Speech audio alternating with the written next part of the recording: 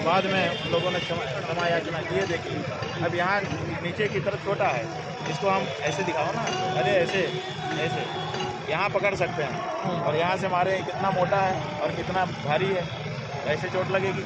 तो सुरक्षा का दृष्टिकोण एक अलग होता है। फिर उनको अंत में मानना पड़ा, माफ़ीनामा लिखना पड़ा, माफ़ी मांगनी पड़ी, और हमको 300 लोगों के बैठने वाले प्लेन से 2-3 आदमियों को लेकर के जामनगर जाके छोड़ना पड़ा। तो ऐसा नहीं होता है कि आप कुछ भी संभावना कल्पना कर, अब उन्होंने एक कल्पना दिखा दी है कि भगदड़ मच जाती, अब लोग कुछ कह रहे हैं कि भगदड़ मच जाती, शंकराचार्य जी को भी मान लेना चाहिए था। अरे भगदड़ कैसे मच जाती, इसका कारण तो बताओ। कल्पना करके आप दृश्य दिखा दोगे, उसके लिए कारण बताना पड़ेगा कि देखिए ऐसे हो सकता था, लेकिन कोई यहाँ कारण नहीं है। महाराज जी आखिरी सवाल है, आपके साथ ये घटना क्यों घटी, क्या कोई विशेष वजह है, क्या लगता है? बात यह है कि कुंभ के समय में जब भगदड़ मची थी तो लोग मारे गए थे। उस समय आदित्यनाथ पूरे दिन अफवाहों पर ध्यान मत दो, कुछ घटना नहीं घटी है, ऐसा कहते रहे। तो हमने बाद में कहा था कि ये उनको नहीं करना चाहिए था, जो कुछ हुआ था दुर्घटना थी, उसका सामना करना चाहिए था, सच बताना चाहिए था, छुपाना नहीं चाहिए था, दीपापूर्ति नहीं करनी चाहिए थी, तो वो उनको बुरा लग गया।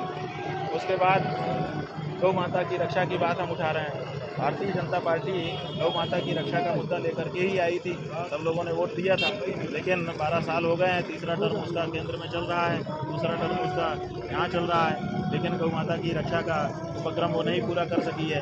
अब गौ माता की रक्षा का जब हम मुद्दा उठा रहे हैं तो जनता हमसे जुड़ रही है, वो इसको पसंद नहीं कर पा रहे हैं। इसीलिए लक्षित रूप से हमको टारगेट बना करके ये अपमान हमारा किया गया और हमारे परिवारों के साथ ये अत्याचार किया। यानी पूरी प्लानिंग थी, साजिश थी आपकी? जी हाँ, बिल्कुल पूरी पूरी प्लानिंग थी। अगर हमको जो कह रहे थे ना कि नीचे उतरो पालकी से, अगर हम पालकी से नीचे उतर जाते, पालकी में जब तक हम बैठे हैं तब तक हजारों लोगों की दृष्टि में है, तो हमको कोई कुछ नहीं कर सकता। जैसे ही हम नीचे उतरते, वो 150-200 तो सादे ड्रेस में पुलिस वाले थे, वो खुद ही भगदड़ मचाते और खुद ही हमको गिरा के मार देते। गले के ऊपर एक जूता रख के अगर यूँ कर देता तो हम क्या करते यार, इतना मजबूत शरीर थोड़े है।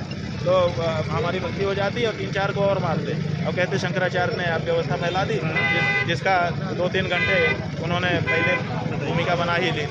तो इसीलिए हमने समझ लिया था इस बात को, इसलिए उनके बार बार कहने पर भी हम पालकी से नहीं उतरे, क्योंकि अगर हम पालकी से उतरते तो घटना घट जाती।